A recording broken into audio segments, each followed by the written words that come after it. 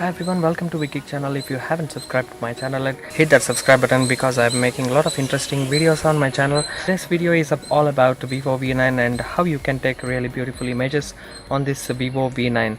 So this is a really beautiful phone and you have got a plethora of settings inside the camera user interface, so you can utilize it properly to get that really extra detailed pictures. So we shall go through all of the settings and I'll show you how you can utilize this camera user interface to its maximum extent. So let's take a look at it.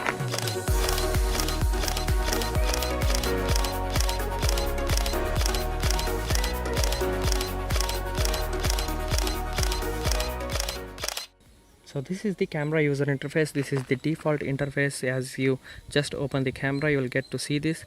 There is a take photo mode and we are right into it now. So you can see there are quite different settings over here. The first thing we shall take a look at is the setting. Just if you tap on it, you will have all these settings here. This is a timer off, 3 seconds timer, 10-second timer, and you have this normal, full and square. In order to change the view size, see, there is one problem with this phone that they have not properly implemented is the fact that you don't get to change the resolution of the images at all. So say if you want to change, if you want to downgrade to 8 megapixels or something like that, you just cannot do that. So you have this normal, full and square, that's about it. So there is no separate settings in the setting itself for the camera.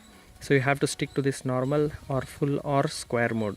So right now, as you can see, just I tapped on the normal, you can utilize this 19:9 aspect ratio fully by tapping on that full mode. And if you want to share your pictures on Instagram or other social media, what you can do is to just tap on the square and you get instant square images. Click on any picture and boom, you have the square image directly. You don't have to again crop and do such things and all. So that's how you quickly capture the square image.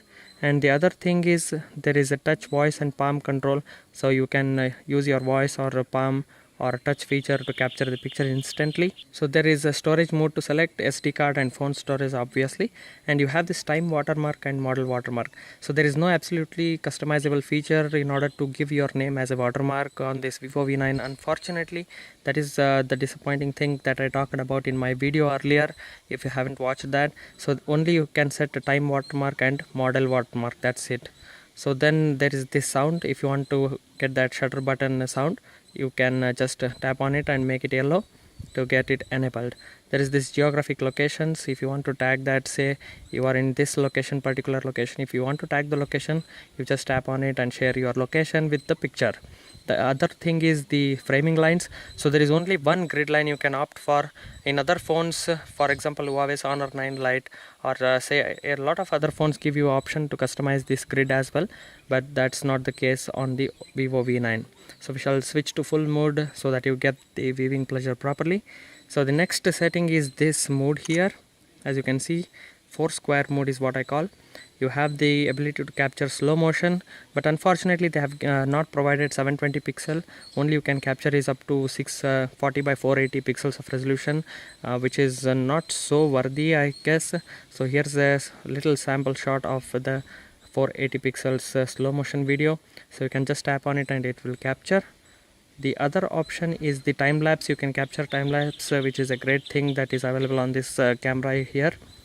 The other thing is the Ultra HD mode. What you can get is the really great images on this Ultra HD mode. So, but in order to get that extra detailed image, you have to have very stable hands, otherwise you'll get blurry pictures. But still, while capturing landscapes and other things like that, see, the Ultra HD mode will give you really sharp and detailed images all over. So that's how you can use the Ultra HD mode. If you want to just go back to normal, just tap on this cross mark and you will be back to take photo mode again. The next thing here is the live photo. What it basically does is it captures a little short clip with the audio so that you can view it as a GIF or sort of like that. So that's the live view. Just will capture and show you. For example, if I tap on this and here you go. So just tap and hold like this, and as you can see there is little movement. It will actually capture the before frames of the whatever image here it is, and it will give you as a live photo.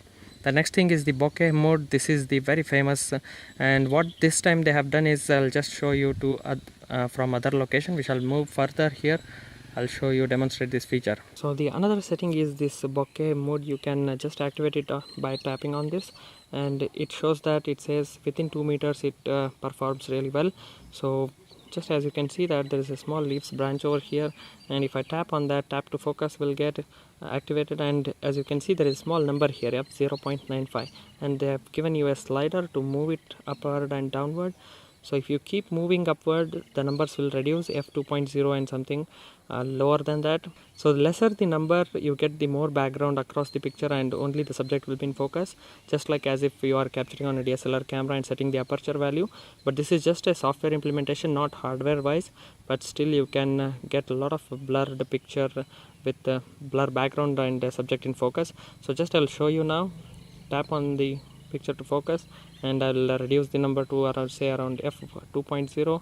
just tap on this, and boom, as you can see now the subject is absolutely in proper focus, and there is a lot of blurriness going on around the frame. So this is how you capture, you use the, and one interesting feature what they have given is you can later, after capturing the image, you can tap on this portrait bokeh, and again you can change the number in order to bring everything in focus, or say only some part of the frame in focus. See, just you can tap around and how the image changes its focus. So these are the very interesting things they have implemented this time on the Vivo V9. But I still say that they have not implemented very neatly, but still for some purposes you can use these modes. So this was the portrait bokeh. The next thing is the HDR. Say that there is a lot of bright subject upper the frame and the dark subjects lower the frame. What you can do is you can compensate that using this high dynamic range mode. So you can set it off, you can switch it on permanently, or you can leave it to auto mode. So this is how you can set the high dynamic range. The other setting is this flash. You can permanently switch on the flash, switch off, or in auto. So these are the settings available on the auto mode. So there is one small circles here. If you tap on that, you get the live filters, wherein you can change to get some really interesting filters, just like how it is available on many other phones. So you can use that funky filters. If you just remove this filter and you swipe around, you get to video mode, you get to AR stickers. And one interesting thing is that in the video section you get to capture 4K video footage from this Vivo V9, which is an awesome thing for a phone like this. So there's not a lot of tweaking things you can do, but still you can capture at higher frame rates to get very nice and detailed shots of any subject. So that's the 4K for you. And if I just swipe around, you will get to face beauty, and you can use this face beauty to capture some really close-up shots of any particular subject to get that extra blur. See, again you can compensate with exposure value like this, up and down, and then tap on the picture to get in focus, and boom, capture. So this Vivo V9 can really capture good macros as well. And if you swipe around, you get to the professional mode. This is what makes this phone really interesting, because you have the live view mode, wherein whenever you change any of these settings, it will live show you how the picture will come after you take the picture. So that's a very neat thing they have given. If you just tap on this, there is a electro level meter. So you get the electrometer to decide on the horizon. So you will know that the horizon is proper and in line. So you can capture really nice composition pictures using electro level meter.